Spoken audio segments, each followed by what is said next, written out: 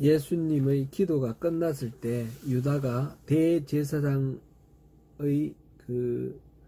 대제사장들과 시관들과 장로들이 보낸 사람들 무리와 함께 왔습니다. 그리고 미리 짜놓은 신호대로 예수님께 입을 맞춤으로써 예수님이 누군지 알려주고 잡혀가도록 하였습니다. 이때 예수님 곁에 있던 자 중 한 제자가 칼을 빼어 제사장의 종을 쳤는데 귀가 베어졌습니다. 요한복음에서는 이 칼을 든 사람이 베드로고 그 귀가 떨어져 나간 사람이 대제사장의 종 말고라고 그렇게 이름이 나와 있습니다. 예수님은 강도를 잡는 것 같이 창과 칼과 몽치를 들고 온 이 사람들에게 너희가 정당하다면 낮에 매일 성전에 나가서 내가 가르치는데 그때 잡지 왜 그때는 왜 안 잡았느냐, 왜 지금 잡느냐 말씀하셨습니다. 그리고는 이것이 성경 말씀이 이루어지게 하려 합니다 라고 하셨습니다. 종교 지도자들이 보낸 경비병들이 마치 죄인처럼 예수님을 잡아가지만 사실은 그 예수님의 비유대로 주인의 아들을 죽임으로써 모든 것들을 다 차지하려고 하는 그 소작인들의 행위와 같은 것입니다. 예수님은 그들의 폭력에 폭력으로 맞서지 않으시고 그렇다고 폭력에 굴복하지도 않으십니다. 대신 자기 죽음으로 그들의 폭력의 실체를 드러냅니다. 유다는 지금 폭력을 쓰는 자의 편에 섰습니다. 불과 몇 시간 전까지만 해도 예수님의 제자 중에 한 사람으로서 마지막 만찬에도 참여했고 예수님께서 끝까지 그를 사랑하시면서 발을 씻어주기도 하였습니다. 그는 주님을 따랐습니다. 그러나 주님을 따르는 것이 주님이 인도하시는 길로 따라가는 것이 아니라 자기의 욕망을 위해서 주님을 따랐습니다. 결국 주님을 배반함을 통해 자기 목적을 이루었습니다. 우리도 혹시 우리 스스로 자기의 욕망을 채우기 위해서 주님을 따르고 있는 것은 아닌지 점검해 볼 필요가 있습니다. 곁에 있던 한 제자 베드로는 칼을 빼어 종의 귀를 뺍니다. 그 역시 칼을 빼어들므로써 예수님의 길을 막았습니다.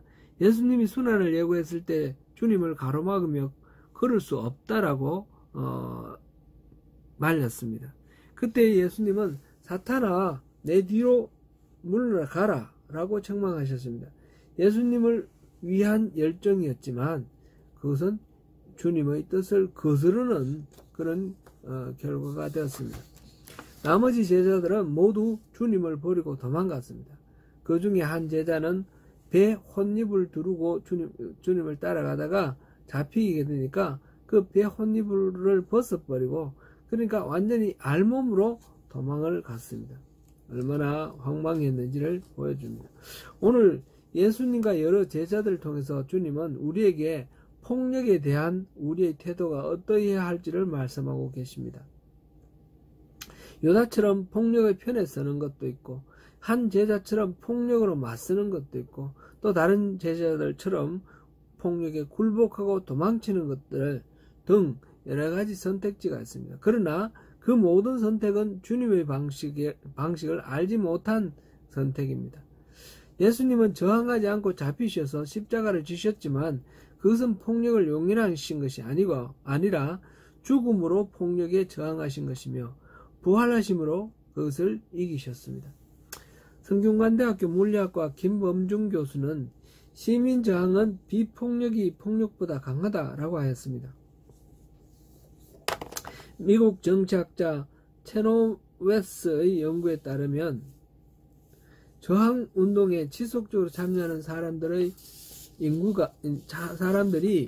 그 인구의 3.5%를 넘는 경우는 모두 다 성공했다라고 합니다. 비폭력적인 저항 운동에 참여하는 사람이 폭력적인 저항에 참여한 사람보다 4배나 많다라고 했습니다. 비폭력적인 저항이 그만큼 참여하기가 용이하고 공감대를 끌어내기가 쉽기 때문에 그렇겠죠. 그러나 최근 홍콩의 민주화 운동에서 보듯이 시민의 저항 운동이 비폭력적으로 유지되는 것은 쉽지 않습니다. 이 저항의 원인이 되는 폭력 자체가 무자비하기 때문입니다. 2016년 말부터 2017년 초까지 우리 조국에서 있었던 이른바 촛불혁명을 생각해 보면 좋겠습니다. 초기에 시위가 여러 차례 격렬한 폭력으로 치달을 위험이 있었습니다. 과격한 폭력 시위가 되었다면 얼마나 많은 인명의 희생이 있었을지 상상할 수도 없습니다. 저희 누님은 젊어서 이혼했습니다. 23세에 시집가서 24세에 아들 낳고 25세에 이혼했습니다. 지금 평생 혼자 살고 있습니다. 이유는 남편이 매일같이 술 먹고 들어와서 때리는 것입니다. 술만 깨면 멀쩡한데 술을 먹지 않고 지나는 날이 없으니 매일 폭력이 난무하는 것이죠. 늘 멍들어 있고 깨어져 있었어요. 사는 게 너무 지옥 같다고 하여 아직 어릴 때 이혼하였습니다. 그리고 남자가 지긋지긋하다 하면서 혼자 살고 있습니다. 이런 폭력 앞에서 이런 폭력을 우리가 어떻게 바라봐야 되며 어떻게 대처해야 할까요? 우리 사회에는 다양한 형태의 강자의 폭력이 만연하여 있습니다. 예수님이 잡혀가시는 이 상황을 모든 폭력적 상황에 대한 성도들의 모델로 삼는 것은 무리로 보입니다. 그러면 우리는 주의 제자로서 이러한 폭력들에 어떻게 맞서야겠습니까? 예수님의 방법은 굴복하고 용납하지 않되 똑같아지지 않는 것이었습니다. 폭력에 대하여 폭력으로 맞서지 않고 비폭력과 평화로 맞서는 것이었습니다. 악을 악으로 갚지 말고 선으로 갚으라는 말씀대로입니다. 비폭력적으로 반응함을 통해서 당시 종교 지도자들의 폭력성을 드러내셨고 그들이 가리키는 길이 진리의 길이 될 수 없음을 입증해 보여주셨습니다. 죽으시고 부활하심으로 오히려 사망의 권세를 이기신 주님처럼 끝까지 평화와 비폭력으로 폭력을 이기시는 저와 여러분이 되시기를 축원합니다.